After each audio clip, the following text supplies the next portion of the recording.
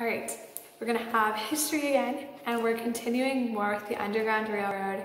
And so the first book I'm going to read is called Harriet Tubman and the Freedom Train. So I will try to remember to show you the pictures because that's really fun.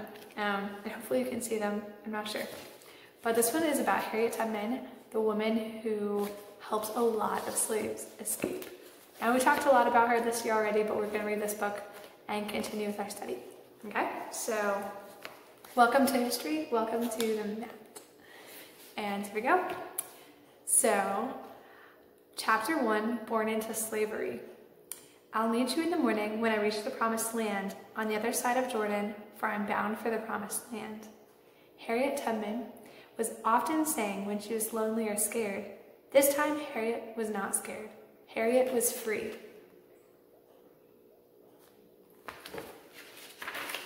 Harriet was not born free. She was born a slave. Her parents and brothers and sisters belonged to someone else, and so she did too. But her parents loved her. They decided to call her Araminta, or Minty for short. They did not know that one day she would call herself Harriet. The night Minty was born, friends of the family came to visit. They were proud of the baby, but they wished that all of them were free.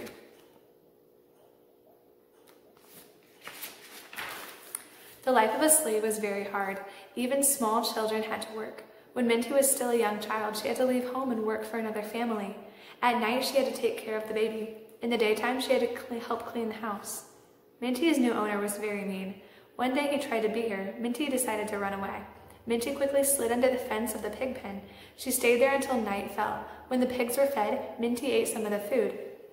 After 4 days, Minty was found. She was beaten so badly, she had to go back to her mother. As Minty grew older, she went to work in the fields. Field slaves were treated very badly. They were often beaten with chains and leather straps. Minty hated to see any living thing being hurt. She could not stand to see helpless slaves being beaten. But what could she do about it? She was only 13. One day as Minty worked, someone shouted, "Run away!" Minty followed the slave and the slave owner. Soon the owner caught the slave and held him. He asked Minty to help tie up the slave. Minty refused. The owner was so angry. He threw an iron bar that hit her on the head. Minty was never the same. The injury hurt Minty very badly. She lay asleep for months. Finally, one day in the spring, Minty woke up. Her family was very happy, but Minty still was not well. She had horrible headaches. Sometimes she would fall into a deep sleep. As Minty grew stronger, she went back to work. Her headaches and sleeping sickness did not keep her from becoming the hardest worker in the fields.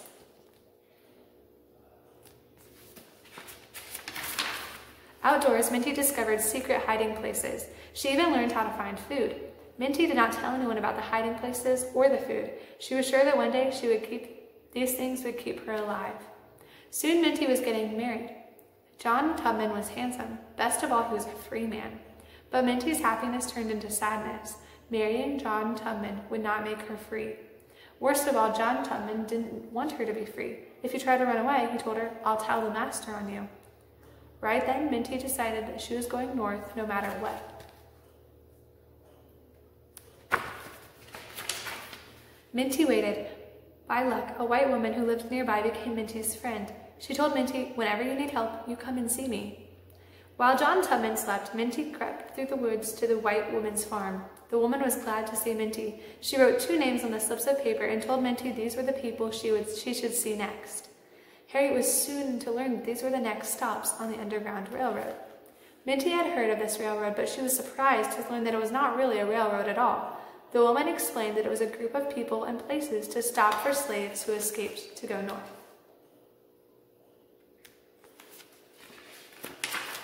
Minty left her friend's house with fear in her heart. She did not know if people were already looking for her. All she knew was that she had to keep moving north. Minty only traveled at night. Each morning she would make her way to another stop on the railroad. There she would get food to eat and sometimes a place to sleep.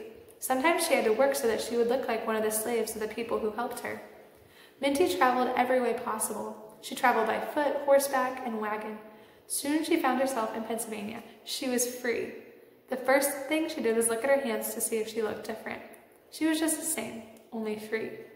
"From now on, my name is Harriet," she said quietly to herself. "It's what I'm going to call myself now that I am free."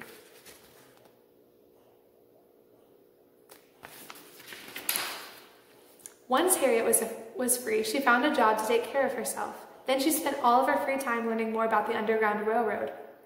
Harriet heard many stories of slaves who were trying to escape and needed someone to guide them to the north.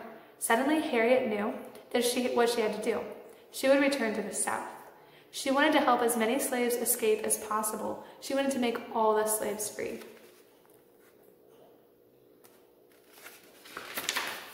Harriet's most daring escape was with 11 people. Harriet had never guided so large a group before.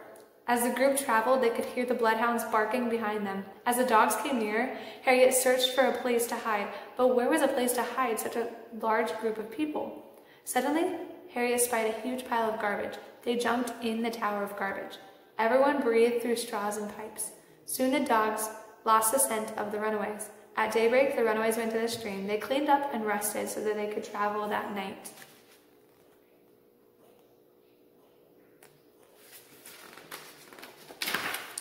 After that, Harriet Tubman became a legend. She made over 15 trips back to Maryland to rescue slaves. She was able to rescue many of her brothers and sisters. She was most proud of getting her parents to the North. She bought them a home in Auburn, New York. It was the first home her parents ever owned. But Southern slave owners were very angry. They were mad that Harriet was taking their property away from them. Those slave owners got together and offered a $40,000 reward for anyone who would bring in Harriet dead or alive. But no one ever found Harriet.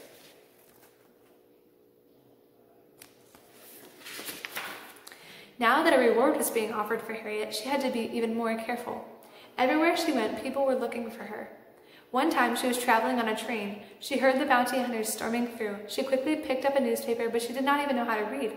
Was she holding it up, the right side up? The bounty hunters had reached Harriet's car. She held her breath. They looked at everyone very carefully. Suddenly she heard one of the men say, "No, that's not her. The one we're looking for can't read." Harriet slowly let out her breath as the men kept going through the train cars.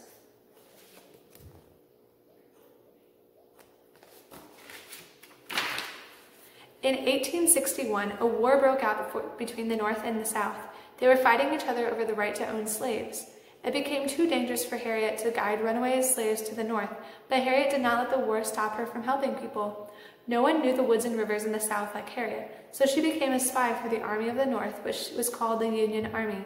In 1863, Harriet led a Union officer and black soldiers behind enemy lines. They rescued several hundred slaves and learned many of the South's war secrets.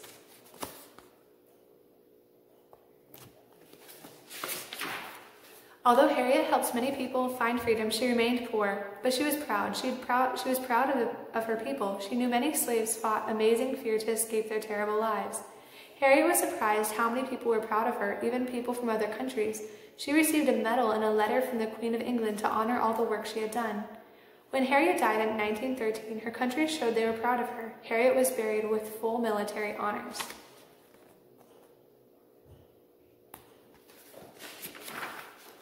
And that is the story of Harriet. And we're going to, a long time ago, we read this book about Henry's Freedom Box, but I'm going to read it again because we're at this part in history now. So you can listen as I read the story. So Henry's Freedom Box. Henry Brown wasn't sure how old he was. Henry was a slave, and slaves weren't allowed to know their birthdays.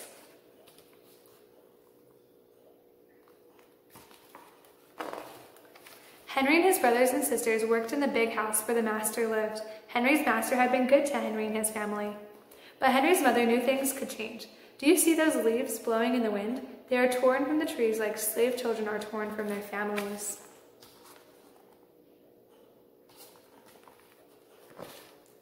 One morning, the master called for Henry and his mother. They climbed the wide staircase. The master lay in bed with only his head above the quilt. He was very ill.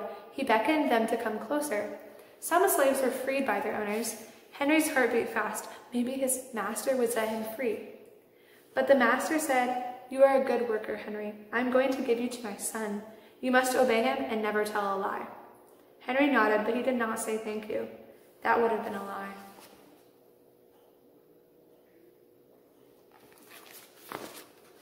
Later that day, Henry watched a bird soar high above the trees. Free bird, happy bird, Henry thought. Henry said goodbye to his family. He looked across the field. The leaves swirled in the wind.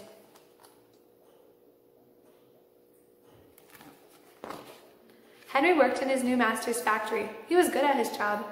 Do not tear that tobacco leaf, the boss yelled at the new boy. He poked the boy with a stick. If you made a mistake, the boss would beat you.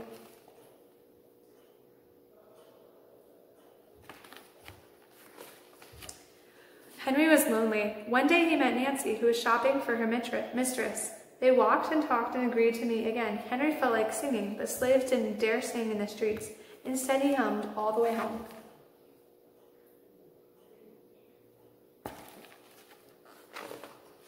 Months later, Henry asked Nancy to be his wife. Then when both of their masters agreed, Henry and Nancy were married. Soon there was a little baby, then another and another.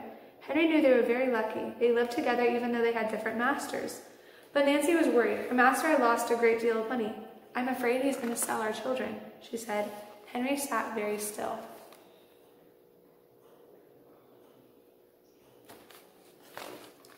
He worked hard all morning. He tried to forget what Nancy had said.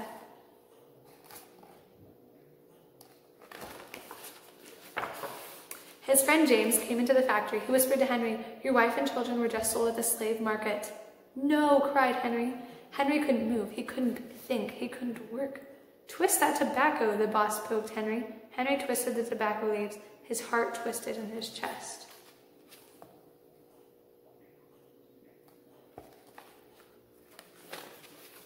At lunchtime, Henry rushed to the center of town. A large group of slaves were tied together. The owner shouted at them. Henry looked for his family. Father, father! Henry watched his children disappear down the road. Where was Nancy? He saw her the same moment she saw him. When he wiped away his tears, Nancy too was gone.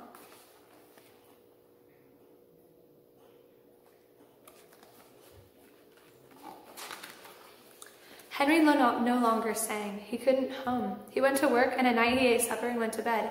Henry tried to think of happy times, but all he could see were the carts carrying away everyone he loved. Henry knew he would never see his family again.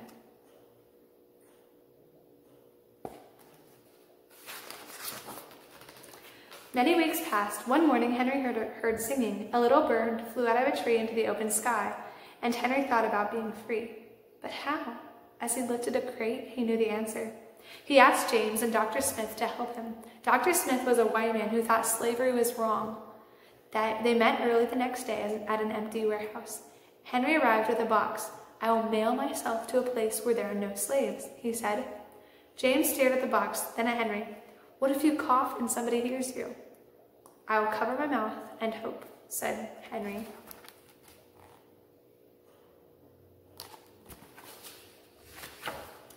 Dr. Smith wrote on the box, to William H. Johnson, Arch Street, Philadelphia, Pennsylvania. Henry would be delivered to friends in Philadelphia. Then he printed on the crate with big letters, this side up with care.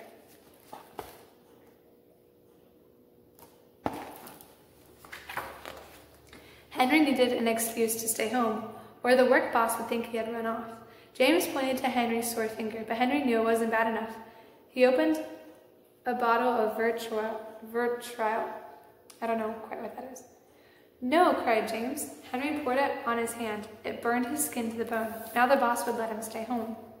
Dr. Smith bandaged Henry's hand. They arranged to meet the next morning at 4 o'clock.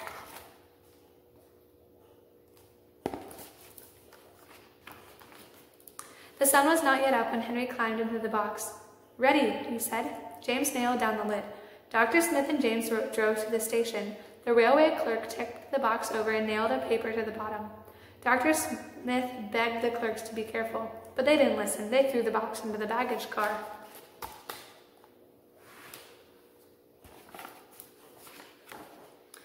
Hours passed. Henry was lifted up and thrown down again, upside down. He heard waves splashing. This must be the steamboat headed for Washington, D.C. The ship rose smoothly, but Henry was still upside down. Blood rushed to his head. His face got hot. His eyes ached. He thought his head would burst.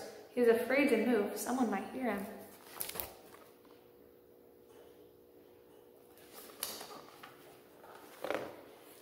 I'm tired of standing, somebody said.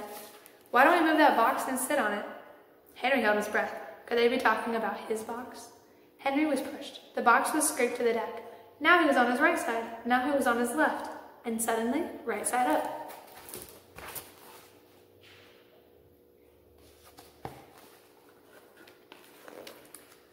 What do you think is in here, said the first man.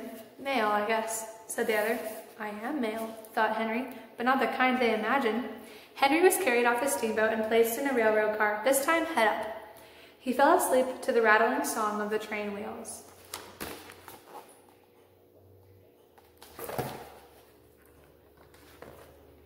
He awoke to loud knocking. Henry, are you all right in there? All right, he answered. The cover was pried open. Henry stretched and stood up.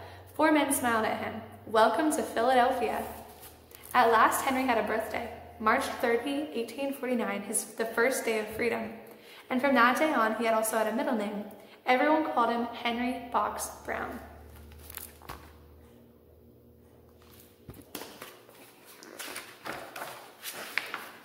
Okay, that's the end of the story. Henry Box Brown was one of the Underground Railroad's most famous runaway slaves, and he had the most ingenious idea of doing this box and shipping himself to a different place. And it's a true story. He's one of the most famous people from the Underground Railroad that we know of that survived and escaped. So that is history for today, and we'll do some more another day. All right?